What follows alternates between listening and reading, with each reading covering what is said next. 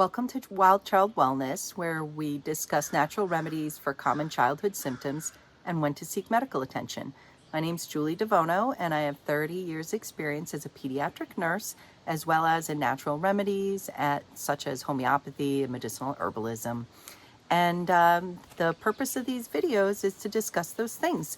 Now, just a quick reminder, these videos are for informational purposes only and not a substitute for medical advice from a trusted medical provider.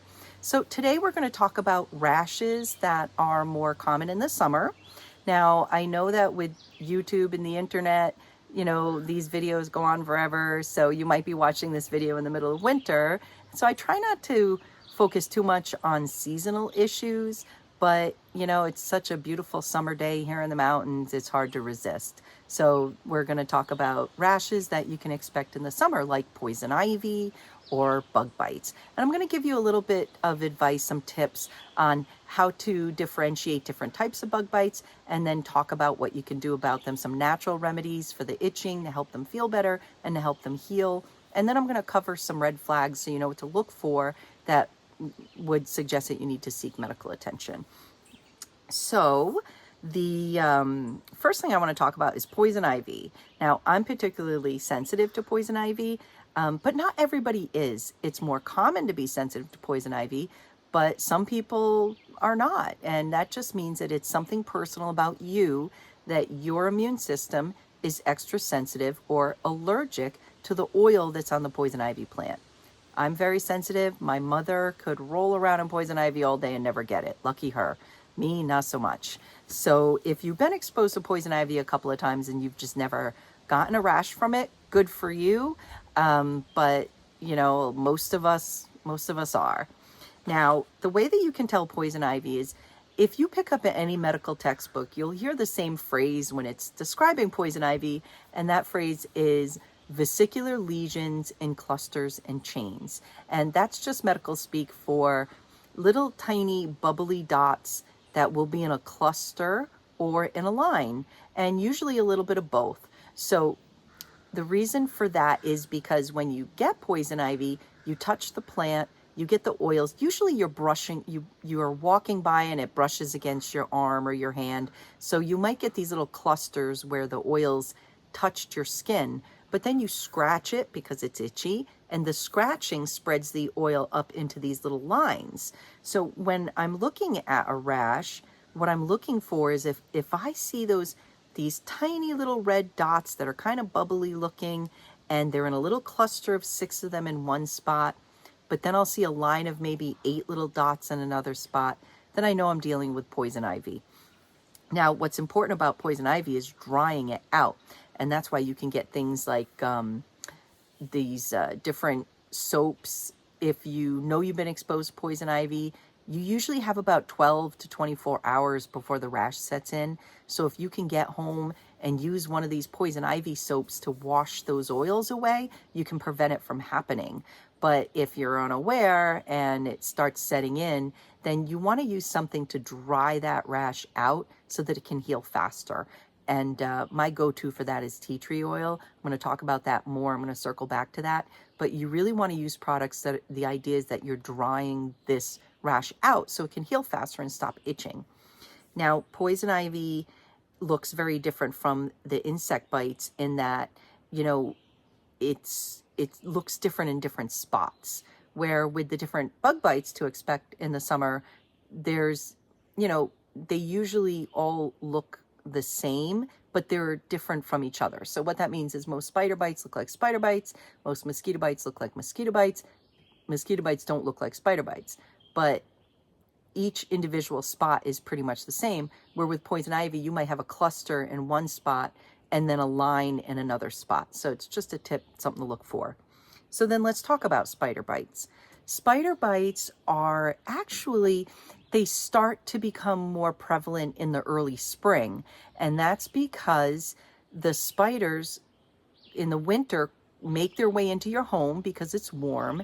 They find a little hidey hole to live in. And then when they have their baby spiders and the weather starts warming out, they come out of their little hidey hole and they start working their way outside.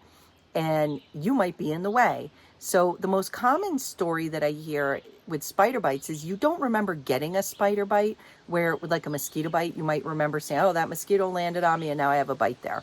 The spider bites are kind of a surprise. You wake up in the morning, you have a couple of these little, they're actually a good size. They're about the size of your thumbnail, these itchy pink or red round welts, and you usually have like 3 or 4 of them in one particular area. It can be under your pajamas or on exposed skin, which is different from mosquito bites and flea bites, which are usually only on exposed skin. But, I hate to contribute to nightmares here, but the reason for that is while you're sleeping at night, the spider is just making its way, minding its own business, and then you move while you're sleeping and the spider panics, and as it's running away, it's biting you. So that's why you'll see a couple of these bites in these tracks. Unlike poison ivy, where it's a straight line, the spider bites are more, they're in a line, but it's not a perfectly straight line. It's more like an escape trail or an escape track, because the spider is literally running away while it's biting you. So if you see 3 or 4 welts that are in the same general region and they're moderately itchy, they're not super itchy, but itchy enough, then you're probably dealing with a couple spider bites. And the treatment for that, again, it's the tea tree oil. But one of the things to think about is if you're waking up every day with a couple of new bites and it's just an ongoing thing, then you might need to get an exterminator involved, because you might have more of a spider problem than you want to think about. But that's just something to consider.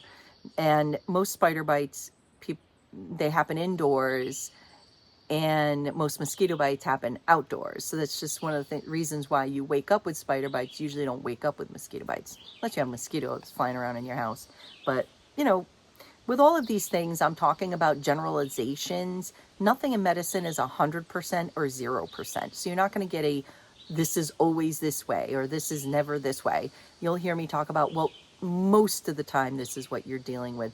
But there's always rules that are broken in medicine, so you just want to take that with a grain of salt. And of course, with the spider bites, you want to watch for signs of infection, which I'm going to cover later. But it's the biggest thing is, if this is an ongoing thing for a couple of days or even a week or two, you may need to get an exterminator to help with your spider problem. Now, of course, there are more poisonous spiders that can have more serious consequences. So you just want to kind of know what's in your region. But for, this discussion, I'm talking about just your general common household spiders. Now, moving on to mosquito bites. Very different from spider bites in a lot of ways I already touched on. Most mosquito bites happen after you've been outdoors for a couple of hours and you come inside and you notice them pretty quickly.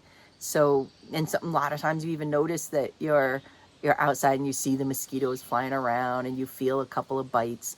But where spider bites are always in one general region, the mosquito bites can be all over. You might have one here and one here.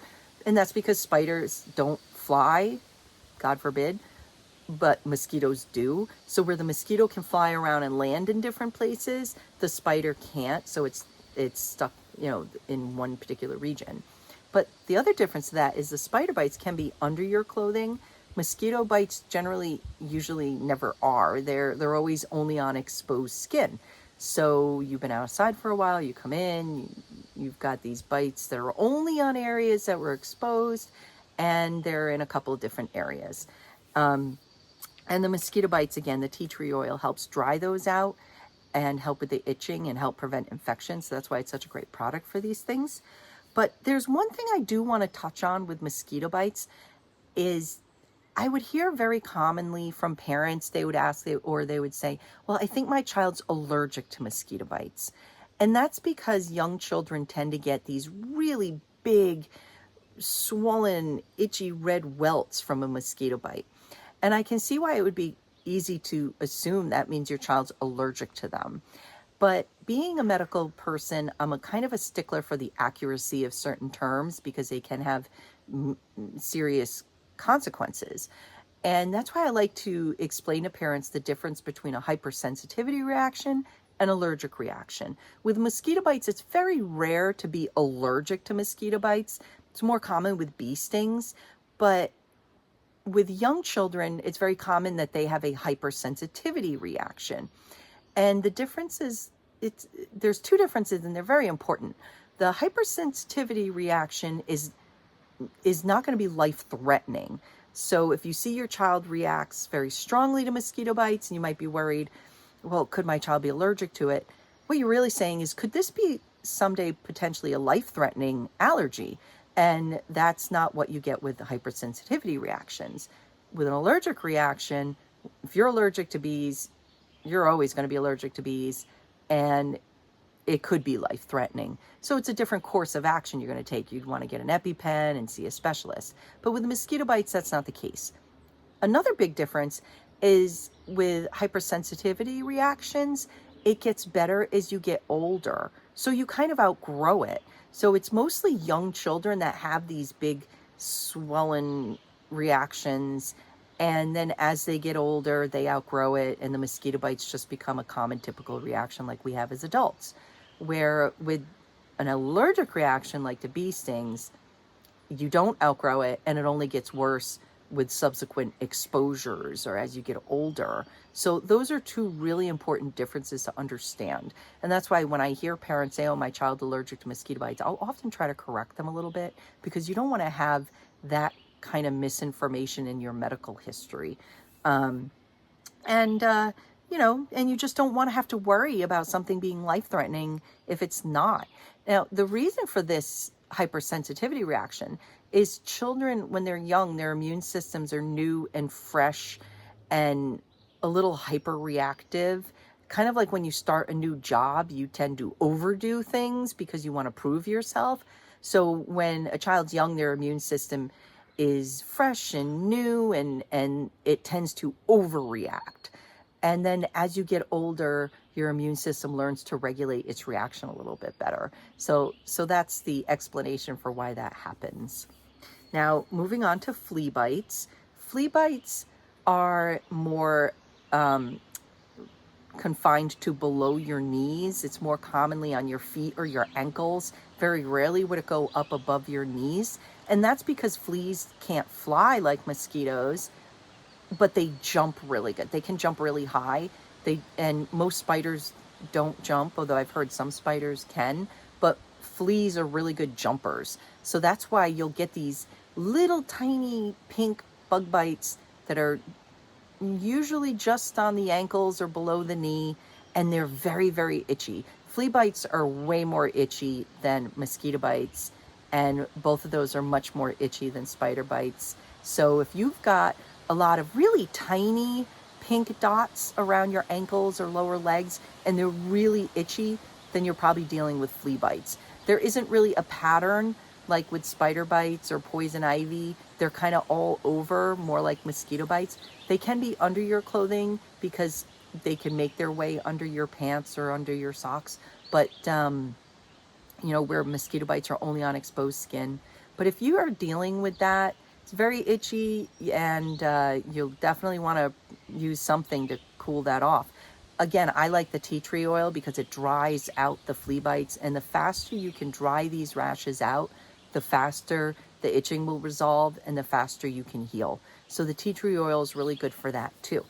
And of course, with flea bites, if you're having this ongoing problem, then that's when you might need to get an exterminator, or you might need to do something to eradicate the flea problem from your home. If you have pets that go in and out, you might want to check them and treat them for fleas. But, so that's just an important thing to consider with that is, instead of continuing to treat the flea bites, if it's going on for a week or two, you may need to actually get a bigger flea problem taken care of with your pets or with your home. Now, I've mentioned the treatment a couple of times, and that's tea tree oil. And that's a great all-in-one because it dries the bites out, or the poison ivy. It dries the rash out, which helps it heal faster. It helps with the itching because it has a cooling effect, but it also has an antibacterial effect to it. So with the tea tree oil, you're drying the rash out, you're helping with the itching, and you're also to help prevent it from getting infected. Now, if infection does set in, that's when you would need to seek some medical attention. And what you want to look for to know that's happening is if the bites or the rash seems to be getting better, but but then after a couple of days, it seems to be getting worse, and it's getting very red or hot to the touch. There's some warmth coming off of it, or it's draining, there's some oozing. Then that's when you may have a bacterial infection setting in. And that's because, of course, all of these things are itchy, so we like to scratch them. And when we're scratching them, right under our fingernails and our hands have a lot of bacteria. So it's like you're almost injecting the bacteria into the broken skin. And that's always a recipe for a disaster when it comes to a skin infection. So if you see that happening, you may need to get some medical attention. Now, just to touch on bee stings are, most of the time people, they know when they've been stung by a bee because it's very painful. They can often see the bee flying around. It starts to itch and hurt right away. So there usually isn't much confusion in whether or not someone knows they have a bee sting. Most of the time they know pretty quickly. And the scariest thing is if your child's never been stung by a bee, because then you don't know if they're allergic to it or not. And I mean a true allergy, something that could potentially be life-threatening. There is a blood test. So if your child is due for routine blood work, and this is a particular concern for you, maybe because you're allergic to bees, or a parent or a close family member has a bee sting allergy, so it's something that really concerns you, you can ask your medical provider to throw that blood test in with the routine blood work, and they can do a test. It's called an insect venom allergy panel, and they can do that test, and it can tell you whether or not your child has that allergy. Then of course you can take your precautions. But let's assume you're not allergic to bee stings. They're still very painful and uncomfortable. Often you need to lean more into the pain remedies and the anti-inflammatories, where with the other bug bites you want to lean more into like itching relief and antihistamines. But with bee stings, it's a lot of inflammation, so you may need to do more of like an anti-inflammatory, like calendula oil or arnica, and treat for pain and swelling and inflammation. Now, another thing with the bee stings is if you're freshly stung by a bee, one of the things you want to make sure you get that stinger out, because just throwing a treatment on top of it, if the stinger is still there, then that's not going to help, because it can still cause more injury and more damage. So one of the best ways to do that is, so you're stuck away from home, you're outside, you don't have any tweezers, you don't have any other medical tools, just taking the edge of a credit card and scraping over the bite gently will help pull that stinger out without risking pushing that stinger back in. And so the credit card trick is really good for that. It's also really good for if you have a tick, or if your child has a tick embedded on them. Now, the best tool for that is a tick key, which you can buy at any outdoor supply place, or even at Walmart in the outdoor section. You can get a tick key for under $3, and it's a really handy tool. I always keep one in my car during the summer, and it works kind of like the back of a hammer. It slides under the tick and then pulls the tick out. So it works really well, because the problem with using tweezers is you don't want to squeeze the tick when you're trying to remove it, because the bacteria that's inside of the tick will then be injected into your wound and then make its way into your bloodstream. You want to try to pull the tick without squeezing it. And the tick key works really good for that. But if you're away from home or you don't have a tick key, the credit card trick can work for that too, because you're basically scraping the tick, trying to pull it out away from the wound instead of squeezing it.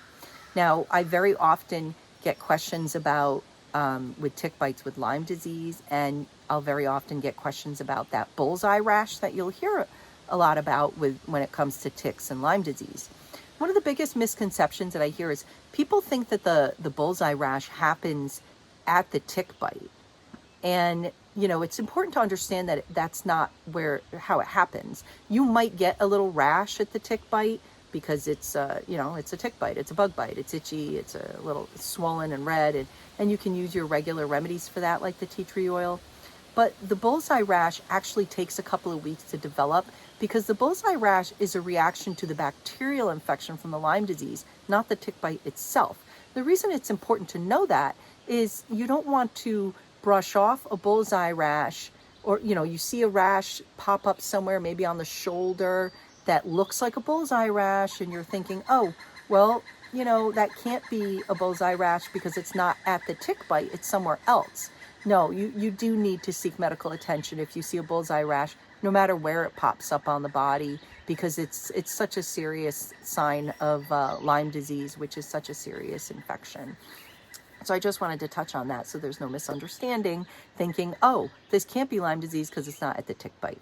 So, and not all tick bites cause Lyme disease either. So anyway, just to touch on the tea tree oil again, great all-in-one, definitely worth having.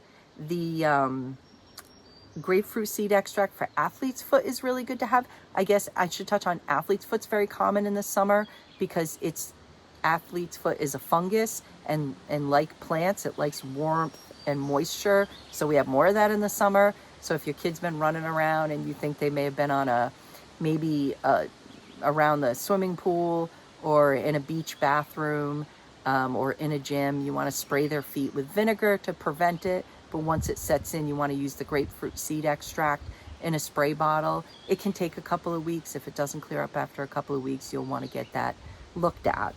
So I think I've covered just about everything I can think of. Sunburn, just to touch on that, the aloe vera gel is really good for that. And the best way to get that is from the plant itself, because a lot of these over-the-counter products have lidocaine in them. Some people are sensitive to the lidocaine, so I always recommend just regular aloe vera gel.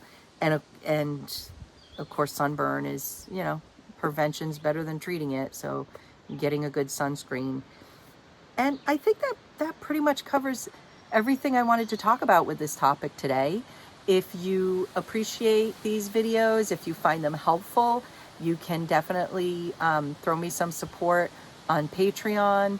If you want to keep in touch or send me some questions or topic suggestions, I have email, Instagram, Twix, or you can reach out to me on Facebook. And that information is there on this video. And, you know, the biggest show of support is just spreading the word, you know, forwarding these things to other friends or family, other people you know that might be interested in natural remedies. You know, the best compliment is giving a recommendation or a referral to a friend or a family member. So I really would appreciate you sharing this information, sharing these links with other people. If you want to check out my book, it's available on Amazon.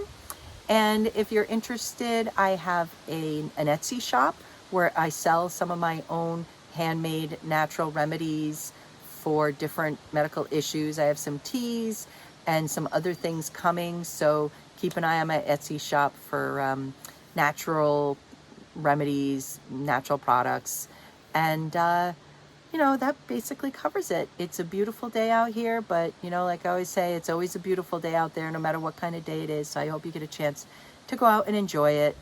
So that's it. Have a wonderful day. Bye.